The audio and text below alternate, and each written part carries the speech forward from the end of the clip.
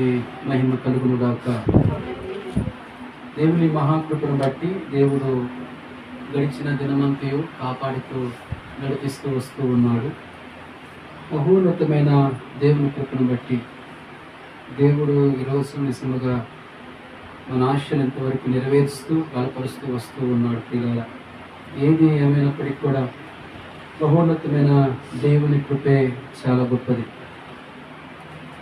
వారాలు గడుస్తూ ఉన్నప్పుడు దేవుని కృపను మనం ఆస్వాదిస్తూ ఉండాలి. పిల్లల గళితులకు రాసిన పత్రిక నుంచి ఒక వాక్యం చదువుకున్నాం దయచేసి. గళితులకు రాసిన పత్రిక 1వ అధ్యాయము 13వ వచనము 14వ వచనము చదువుకుందాం.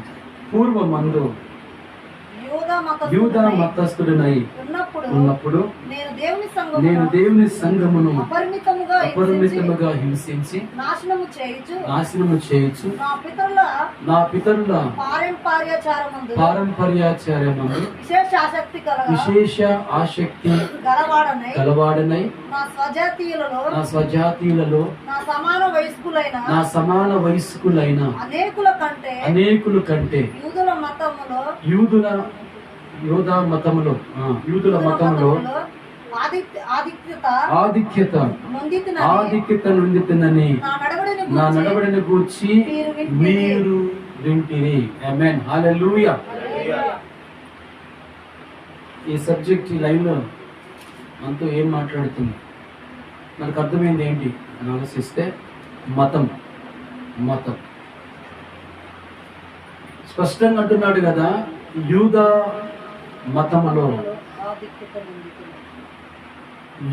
మతంలో పౌలు గారు సౌలుగా ఉన్నప్పుడు ఆధిక్యత దొరికిందట.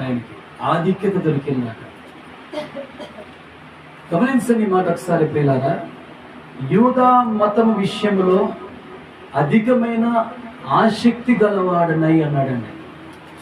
మతం వేరు, క్రైస్తవ్యం వేరు.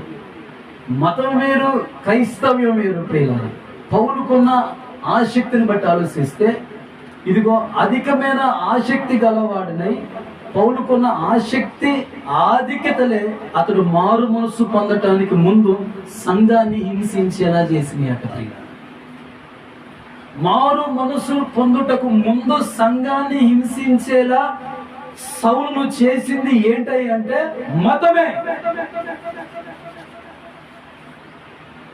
మతములో ప్రావీణ్యత కలిగి ఉన్నాడు, మతములో నిష్ఠ కలిగి ఉన్నాడు. ప్రియులారా,